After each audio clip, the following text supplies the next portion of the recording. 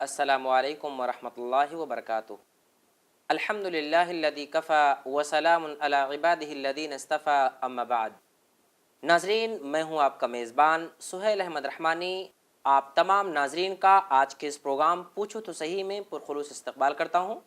الحمدللہ آج کے اس نشست کے ہمارے مہمان خصوصی ہیں مشہور و معروف شخصیت فضیلت الشیخ رضا اللہ عبد الکریم المدنی حفظہ اللہ۔ آپ کا بھی ہم خیر مقدم کرتے ہیں۔ شکراً۔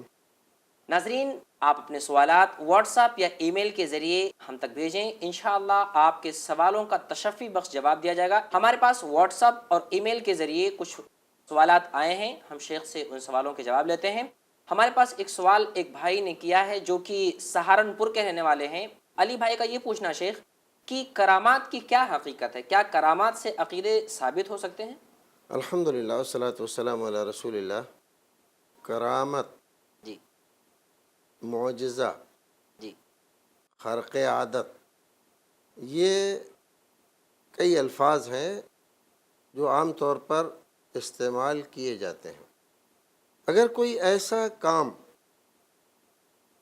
جو عام طور پر انسان کے بس میں نہیں ہوتا، فطری طور پر وہ اس کی طاقت اور قوت سے باہر ہوتا، اگر وہ اس کے ہاتھ پر ظاہر ہو، اگر نبی کے ہاتھ پر ظاہر ہو تو اس کو معجزہ کہتے ہیں، اور اگر اللہ کے کسی ولی کے ہاتھ پر ظاہر ہو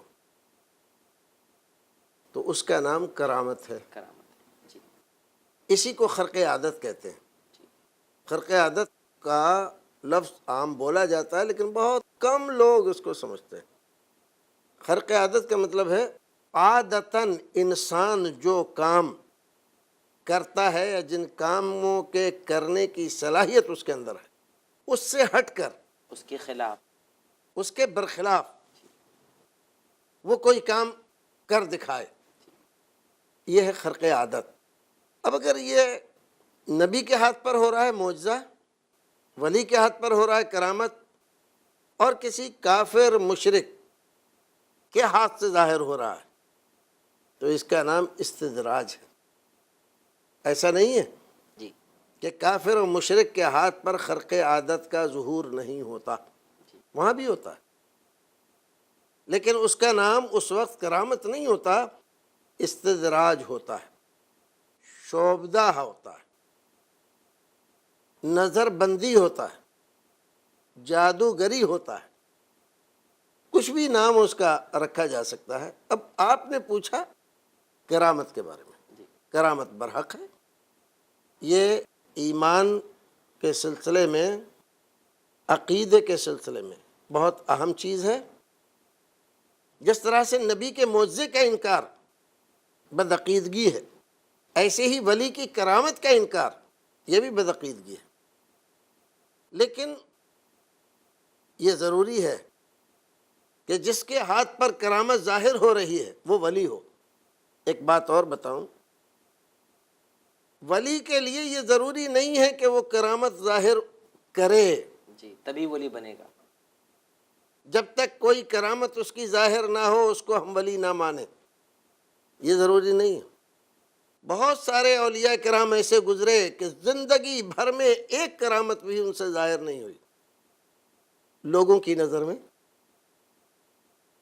لیکن اس کا یہ مطلب نہیں ہے کہ وہ ولی نہیں ہے، وہ ولی ہیں، وہ ولی حق ہیں، لیکن کرامت کے لیے یہ ضروری ہے کہ وہ جس سے صادر ہو وہ ولی ہو۔ ولی کے لیے ضروری نہیں کرامت کا ہونا، کرامت کے لیے ولی کا ہونا ضروری ہے۔ اگر ولی نہیں ہے جس سے خرق عادت چیز ظاہر ہو رہی ہے تو پھر وہ کرامت نہیں رہتی، وہ استدراج ہوتا ہے، وہ شعبدے بازی ہوتا ہے، وہ نظر بندی، سر بندی، کچھ بھی کہہ سکتے ہیں اس کو، لیکن وہ کرامت نہیں کہلائے گی۔ ایک اور بات، جیسے معجزہ نبی کے ہاتھ میں نہیں ہوتا، ہاتھ میں نہیں ہوتا کا مطلب یہ ہے کہ جب چاہے وہ اس کو دکھا دے، جی یعنی اس کی قدرت میں دے دیا اللہ رب العزت نے اس معجزے کو، ایسے ہی کرامت ولی کے ہاتھ میں نہیں ہوتی، جب چاہے دکھا دے۔ اور اگر کوئی آدمی یہ دعویٰ کرتا ہے میرے ہاتھ میں ہے، میں جب چاہوں یہ دکھاؤں، جیسے بہت سارے لوگ دکھاتے پھرتے ہیں، ہم ایسا کر دیتے ہیں، ہری لونگے منگوا دیتے ہیں، جی ہری الائچی منگوا دیتے ہیں، ایسا کر دیتے ہیں ویسا. یہ سب شعبدے باز، یہ شیطانوں کے دوست، شیطانوں کی مدد سے لوگوں کی آنکھوں میں دھول جھونک کر ان کو گمراہ کرتے ہیں. ان میں سے کوئی ولی نہیں ہے. اور کوئی دعویٰ کرتا ہے میں ایسا کر سکتا ہوں، تو آپ سمجھ لیں کہ یہ ولی نہیں ہے، کیونکہ ولی کبھی کرامتوں کا دعویٰ نہیں کرتے. اللہ رب العزت لوگوں کی نظروں میں ان کی عزت، وقار اور ان کا منصب، جی اللہ رب العزت کے ان کی نزدیکی، اس چیز کو ظاہر کرنے کے لیے کبھی کبھی ان کے ہاتھوں پر کرامت کا صدور فرما دیتا ہے. اللہ ہاتھ ولی کا ہوتا ہے تو کرامت صادر ہوتی ہے، اور ہاتھ نبی کا ہوتا ہے تو معجزہ صادر ہوتا ہے. رسول اکرم نے انگلی اٹھائی چاند کی طرف، چاند کے 2 ٹکڑے ہو گئے. اب اس کا یہ مطلب نہیں ہے نبی کسی بھی چیز کے 2 ٹکڑے کر سکتے ہیں. جی رسول اکرم نے اللہ رب العزت سے التجا کی، دعا کی، درخواست کی، اللہ رب العزت نے اس کو قبول فرما لیا اور کہا کہ آپ انگلی اٹھائیے. حکم اللہ کا، اشارہ نبی اللہ کا، اور چاند کے 2 ٹکڑے ہوئے. جزاک اللہ شیخ، بہت بہت شکریہ. اسی سوال سے شیخ ملتا جلتا آپ نے کہا ولی، ایک شخص ولی کو کیسے پہچانے، ولی کی کیا خصوصیات ہوتی ہیں، اللہ رب العزت نے کیا بتایا اس بارے میں؟ ولی کی صفات، الف لام میم، ذالک الکتاب لا ریب فیہ ھدی للمتقین الذین یؤمنون بالغیب ویقیمون الصلاۃ ومما رزقناہم ینفقون. جی یہ دیکھیے یہاں پر 3 صفات ذکر کی گئی ہیں. ایک ایمان بالغیب، دوسرا اقامت صلاۃ، اور تیسرا انفاق فی سبیل اللہ. یہ متقیوں کی صفات ذکر کی گئی ہیں، اور متقی ہی کو ولی کہا گیا ہے. ان اولیاءہ الا المتقون. تو ولی کے لیے سب سے پہلے یہ 3 صفات ہونا ضروری ہے. بھانگ، چرس، گانجا گھوٹیں، کھائیں، پئیں اور دھوئیں میں اڑائیں. نماز نہ پڑھیں، روزہ نہ رکھیں، ہاتھوں میں جوشن، کڑے، ہر انگلی میں انگوٹھیاں، ایک عصا ہو ٹیڑھا میڑا اور ایک کمنڈل ہو مانگنے کے لیے. ہمارے یہاں عوام سمجھتے ہیں کہ یہ ولی ہیں. یہ ولی تو ہیں بے شک، اس میں کوئی شک نہیں ہے، لیکن یہ ولی الشیطان ہے. ہر ایک آدمی جو اس دنیا میں ہے ولی ہے، ہر ایک آدمی ولی ہے، اس میں کوئی شک نہیں ہے. لیکن 2 طرح کے ولی ہوتے ہیں، ولی الرحمن یا ولی الشیطان. جو رحمان کا ولی نہیں ہے وہ شیطان کا ولی ہے، اور جو شیطان کا ولی ہے وہ کبھی رحمان کا ولی نہیں ہو سکتا. لیکن ولایت کے درجے الگ الگ ہیں. کوئی معمولی درجے کا ولی ہے، نماز روزے کا پابند ہے، عقیدہ درست ہے، اللہ پر ایمان رکھتا ہے، رسول اکرم سے محبت رکھتا ہے، یہ بھی ولی ہے. کوئی اس سے زیادہ محنت اور کوشش کرتا ہے، کوئی اس سے زیادہ کرتا ہے، کوئی اس سے زیادہ کرتا ہے. تو جیسے جیسے اس کا اعمال، اس کی ریاضت بڑھتی ہے، عقیدہ پکا و پختہ ہوتا ہے، جتنا علم ذات باری کا اس کو زیادہ ہوتا ہے، معرفت باری تعالیٰ، معرفت رسول میں پختہ ہوتا ہے، اتنا ہی زیادہ وہ ولایت میں اونچا مقام رکھتا ہے. اور جتنا معرفت باری تعالیٰ، معرفت رسول اور معرفت نفس کم ہوتی ہے انسان میں، اتنا ہی کم درجے کا ولی ہوتا ہے. ہر مسلمان ولی ہے، لیکن درجہ الگ الگ ہے. تو ولی کی یہ صفات ضروری ہے. ایمان بالغیب جب تک نہیں ہے ولی نہیں ہو سکتا. نماز کا پابند نہیں ہے ولی نہیں ہو سکتا. اللہ کے راستے میں خرچ نہیں کرتا ولی نہیں ہو سکتا. جو ساری زندگی مانگ مانگ کے کھائے وہ تو خود دوسروں کا کھا رہا ہے، وہ کھلائے گا کسی کو کیا؟ بعض لوگوں کا شک کہنا ہے کہ ولیوں کے اوپر سے تو اللہ رب العزت نے سب چیزیں معاف کر دیں، کیا ایسا کچھ ہے؟ اللہ رب العزت نے ولیوں سے معاف کر دی ہے. کون سے ولیوں سے؟ ولی رحمان سے، ولی شیطان سے.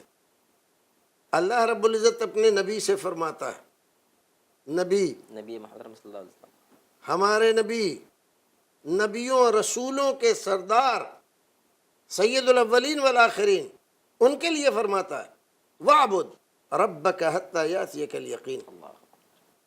اے نبی محترم، جب تک موت نہ آ جائے تب تک آپ اللہ کی عبادت کرتے رہیں. رسولوں کے سردار، شفیع المذنبین اور ساقی کوثر، شافع محشر، ان کے درجے سے بڑا کسی کا درجہ نہیں ہے. ان کو حکم یہ ہو کہ جب تک موت نہ آ جائے تب تک آپ کو عبادت کرنی ہے. سبحان اللہ.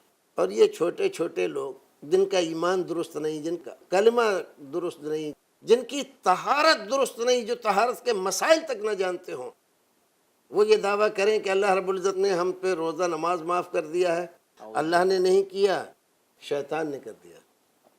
علامہ ابن الجوزی رحمۃ اللہ علیہ نے تلبیس ابلیس میں بہت سارے واقعات، قصے ایسے جھوٹے ولیوں کے لکھے ہیں، اور شیطان نے بتلایا کہ یہ نسخہ میرا اتنا کارگر ہے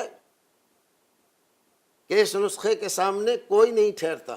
جزاک اللہ شیخ. معذرت طلب کرتا ہوں، وقت ہو رہا ہے. ناظرین، ایک چھوٹے سے وقفے کا شیخ بڑی ہی دلچسپ بات ہمیں بتا رہے تھے، لیکن انشاءاللہ وقفے کے بعد شیخ سے مزید سوال ہم پوچھیں گے جو ہمارے پاس موجود ہیں. آپ بھی اپنے سوالات واٹس ایپ یا ای میل کے ذریعے ہمیں بھیجیں، انشاءاللہ آپ کے سوالوں کا تشفی بخش جواب دیا جائے گا. والسلام علیکم ورحمۃ اللہ وبرکاتہ.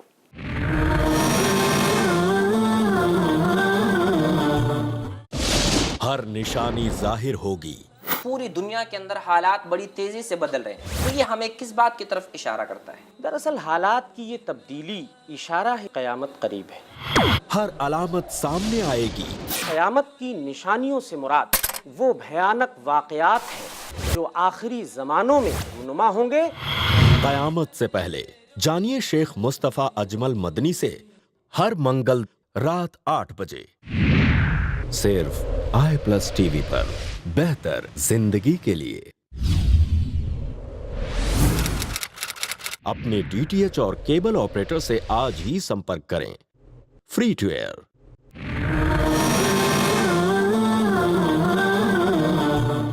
السلام علیکم ورحمۃ اللہ وبرکاتہ. ناظرین، وقفے کے بعد پھر میں آپ کے سامنے حاضر ہوں، آپ کا میزبان سہیل احمد رحمانی.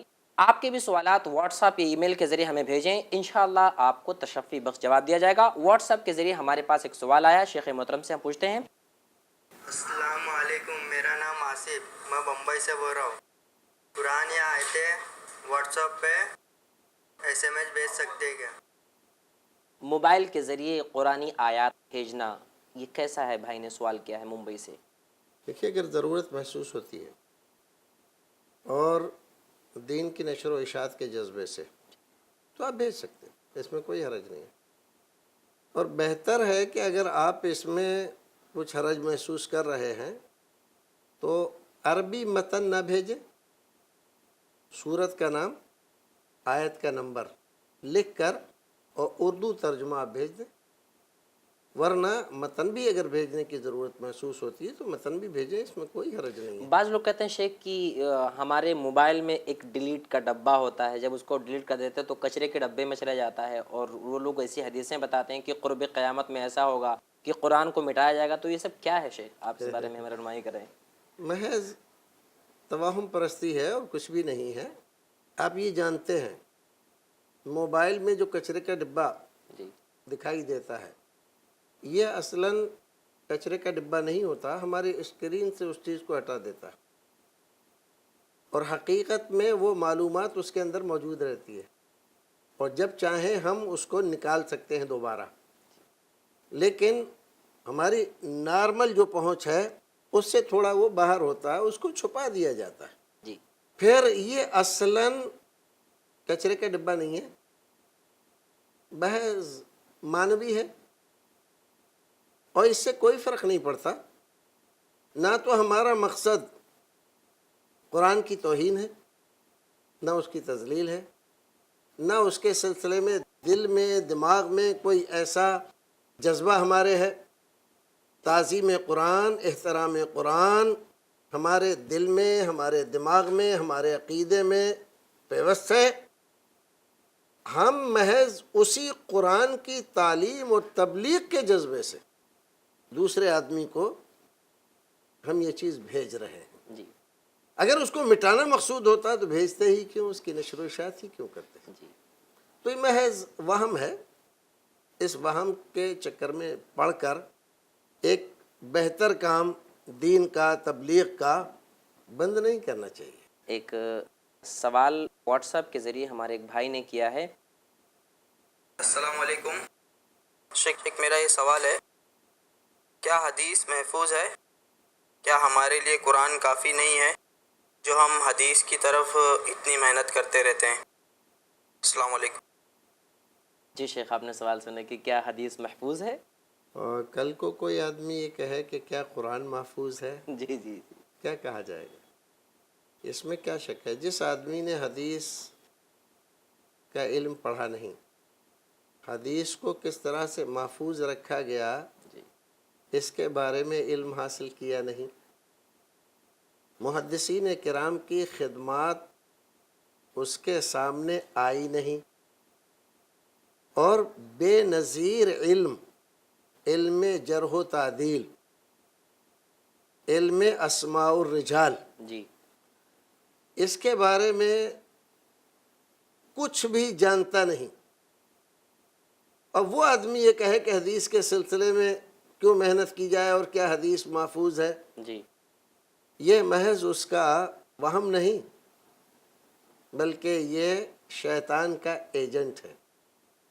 وہ حدیث سے پیچھا چھڑانا اسی لیے چاہتا ہے تاکہ قرآن کی منمانی تفسیر کر سکے، اور جب تک حدیث موجود ہے اس کے لیے راستہ نہیں ملتا، کیونکہ جب وہ منمانی تفسیر اس کی کرتا ہے فوراً ایک حدیث کا جانکار اس کے سامنے آ کر سد سکندری بن جاتا ہے کہ اس آیت کریمہ کی تفسیر رسول اکرم نے یہ فرمائی، صحابہ کرام نے یہ بیان کی، آج تک کے مفسرین ان شواہد کی بنیاد پر اس کی تفسیر یہ کرتے رہے، تجھے اجازت نہیں دی جائے گی کہ تو اپنی من مانی یہود و نصارہ کی تعلیمات کی بنیاد پر مسخ شدہ فطرت اور عقل غیر سلیم کی بنیاد پر کیے ہوئے فیصلوں سے حدیث کے بارے میں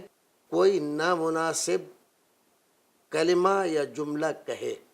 حدیث محفوظ ہے، حدیث بھی اسی طرح سے فرمان الہی ہے جیسے قرآن، الا انی اوتیت القرآن ومثلہ معہ، قرآن کا لانے والا یہی بتاتا ہے کہ صرف قرآن ہی نہیں دیا گیا مجھے حدیث بھی ویسے ہی دی گئی ہے جیسے قرآن دیا گیا ہے۔ اس لیے حدیث بلا شبہ محفوظ ہے، اور حدیث کا محفوظ رکھنا یہ امت کی ذمہ داری ہے، اس کے لیے محنت اور کوشش کرنا۔ یہ ناممکن ہے اور یہ غلط بات ہے کہ قرآن کے الفاظ تو محفوظ ہوں اور اس کے معنی اور مطالب غیر محفوظ رہیں۔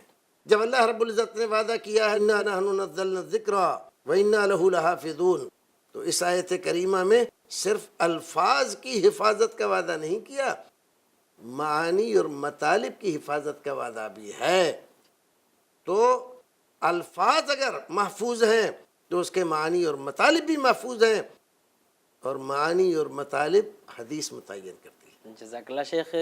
بعض دفعہ ایسا ہوتا ہے کہ ایک شخص کے عقل شریف میں کوئی بات نہیں آتی تو کہتا ہے یہ حدیث تو صحیح نہیں لگ رہی ہے، جیسے کہ موسیٰ علیہ السلام کے بارے میں اللہ کے نبی کا یہ فرمانا کہ فرشتے آئے ان کو ایک تھپڑ مار دیا، تو کہتے ہیں یہ بات کیسے عقل میں آ سکتی کہ ایک انسان اور فرشتے کو تھپڑ مارے؟ اصل میں اس نے فرشتے کو دیکھا نہیں، وہ حضرت موسیٰ علیہ السلام کا تھپڑ کھایا نہیں۔ جی اگر تھپڑ کھایا ہوتا تو اس کی سمجھ میں آ جاتا۔ جی آج ایک آدمی میں ہوں، میں کسی کو تھپڑ مارتا ہوں، اور ایک آج کے زمانے کا کوئی بڑا ریسلر ہے وہ تھپڑ مارتا ہے، تو صرف یہ نہیں کہ اس کا منہ گھوم جاتا ہے، وہ سراپا گھوم جاتا ہے، اور ہو سکتا ہے کہ اس کی وفات ہو جائے. کتنا فرق ہے آج کے زمانے کے لوگوں کا. وہ حضرت موسیٰ علیہ السلام کے تھپڑ سے ایسا ہو جائے، اس میں نہ ہونے کی بات کیا ہے؟ کیا وہ فرشتوں کو جانتا ہے کیسے ہیں کیسے نہیں ہیں؟ نہیں جانتا. کیا اس نے حضرت موسیٰ علیہ السلام کے تھپڑ کی قوت کو دیکھا ہے، نہیں شیخ. جانچا ہے، نہیں. پرکھا ہے؟ کسی ایسے آدمی سے ملا ہے جس نے دیکھا ہو، پرکھا ہو؟ نہیں شیخ. یہی قرآن کہہ رہا ہے فَوَكَذَهُ مُوسَى فَقَضَىٰ عَلَيْهِ. ایک گھونسا مارا اور آدمی مر گیا. کیا اس کو کہا جائے کہ تم ایک گھونسا مار کے کسی کو جان سے مار کے دکھاؤ؟ دکھائے گا؟ یہ تو قرآن کہہ رہا ہے. قرآن کی بات کیا اسی بنیاد پر کہ ایک گھونسے سے آدمی مر جائے یہ تو عقل میں نہیں آتا، کیا ہم انکار کر دیں؟ جب اس کو مان سکتے ہیں تو اس کو بھی مان سکتے ہیں کہ فرشتے کے ساتھ جو واقعہ ہوا یہ بھی صحیح ہے، کیونکہ حضرت موسیٰ علیہ السلام کو اللہ رب العزت نے ایسی طاقت اور قوت دی تھی، ایک گھونسے سے آدمی مر سکتا تھا اور ایک چپت سے کسی کی آنکھ بھی نکل سکتی. تو بعض بھائیوں کا کہنا ہے کہ وہ تو فرشتے تھے، یہ تو انسان تھے. یہ ڈیفرنس لوگ کرنے کی کوشش کرتے ہیں کہ یہ تو انسان کے بارے میں اللہ نے یہاں ذکر کیا ہے اور وہ فرشتے تھے. فرشتے کا مطلب کیا ہوتا ہے؟ کیا جانتے ہیں وہ؟ یہ لوگ یہ نہیں جانتے فرشتہ ہو یا جن، جب وہ انسانی شکل میں آتے ہیں تو ان کی طاقت اور قوت ایک انسان کے برابر ہی رہ جاتی ہے. جن بھی جب اپنی اصلی شکل و صورت کو چھوڑ کر انسانی شکل و صورت اختیار کرتے ہیں تو وہ انسان سے زیادہ قوی نہیں ہوتے، ان کی طاقت انسان جتنی ہی ہوتی ہے. اور جب وہ سانپ بن جاتے ہیں تو سانپ ہی جتنی طاقت ان میں رہ جاتی ہے. جیسے ایک عام آدمی سانپ کو مار سکتا ہے، ایسے ہی ایک جن کو جو سانپ بنا ہوا ہے اس کو بھی آدمی ویسے ہی مار سکتا ہے. یہ نہیں کہا جائے گا کہ یہ نہیں مرے گا کیونکہ یہ جن ہے، نہیں، اس کی طاقت اتنی ہی ہے. فرشتے تھے لیکن انسانی شکل میں آئے تھے، طاقت ان کی اتنی ہی تھی. جزاک اللہ شیخ، بہت بہت شکریہ، آپ نے ہمیں سوالوں کے جواب دیے. امید کی سوالوں کا جواب مل گیا ہوگا اور آپ مطمئن بھی ہو گئے ہوں گے. ناظرین، ہمارے پاس مزید وقت نہیں ہے کہ اس پروگرام کو ہم آگے بڑھائیں. آپ بھی اپنے سوالات ہمیں بھیج سکتے ہیں واٹس ایپ یا ای میل کے ذریعے جو آپ کو اسکرین پر نظر آ رہے ہیں. انشاءاللہ آپ کے سوالوں کا تشفی بخش جواب دیا جائے گا. ہم اپنے پروگرام کو یہیں پر ختم کرتے ہیں. والسلام علیکم ورحمۃ اللہ وبرکاتہ. عجبا عجبت لغفلة الإنسان قطع الحياة بعزة